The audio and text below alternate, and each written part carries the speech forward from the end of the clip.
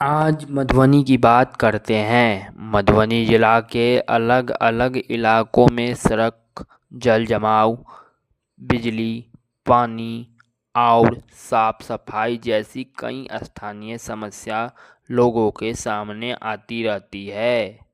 लेकिन आज हम किसी व्यक्ति या विभाग पर आरोप लगाने नहीं, बल्कि आपकी बात सामने लाने की कोशिश कर रहे हैं। आपके गांव, पंचायत या मोहल्ले में ऐसी कौन सी समस्या है जिसका सावधान होना ज़रूरी है?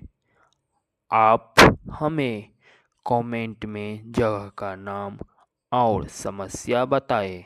संभव हो तो समस्या की एक फ़ोटो या वीडियो भी भेजिए।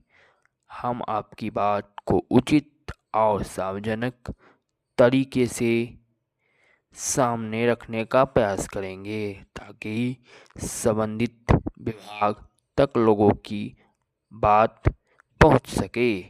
मधुबनी की बात, मधुबनी के साथ। प्रशांत, मधुबनी।